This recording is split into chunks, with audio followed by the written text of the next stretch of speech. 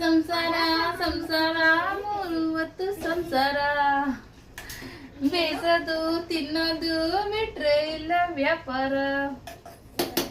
ಹೆಣ್ಮಕ್ಳು ಪಾಡ್ ನೋಡ್ರಿ, ಬೇಸದೈತಿ, ಖಾಲಿ ಮಾಡೋದೈತಿ, ಪಾತ್ರೆ ತಿಕ್ಕದೈತಿ, ಮತ್ತ ಅಡಿಗೆ ಮಾಡೋದೈತಿ.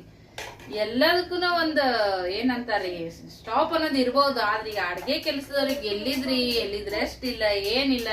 ದಾಳಿ ಹೊಡಿರಿ. ಈ ಕೊರೋನಾ ಟೈಮ್ದೊಳಗ ಎಂತಿಂತ ಕೆಲಸ ಮಾಡೋರ್ಗೆನೆ ದೊಡ್ಡ ಕಂಪ್ನಿಗಳೇ ಬಂದ್ ಮಾಡಿ ಮನೆ ಕುಂದಿರಪ್ಪ ಆರಾಮ್ ಅಂತೇಳಿ ಕುಂದ್ರಿಸಿದ್ರು. ನಮ್ಗೆ ಎಲ್ಲಿದ್ ರೆಸ್ಟ್ ಸಿಗತ್ರಿ? ಕೊರೋನಾ ಟೈಮ್ದಾಗ ಇದ್ದದ್ ಕೆಲ್ಸ ಡಬಲ್ ಆಯ್ತು. ಅದು ಮಾಡು, ಇದು ಮಾಡು, ಇದು ಮಾಡು, ಅದು ಮಾಡು, ವೆರೈಟಿ ವೆರೈಟಿ ವೆರೈಟಿ ವೆರೈಟಿ ಅಡ್ಗೆ ಮಾಡ್ ಸುಸ್ತಾಗ್ಬಿಟ್ಟಿರ್ತೀವಿ. ಅಂದ್ರೂ ನಮ್ಗೊಂದ್ ರಜೆ ಐತ್ರಿ, ನಮಗೊಂದ್ ಏನಾದ್ರು ಏನಂತಾರೆ ಬೋನಸ್ ಇಲ್ಲ, ಏನಿಲ್ಲ.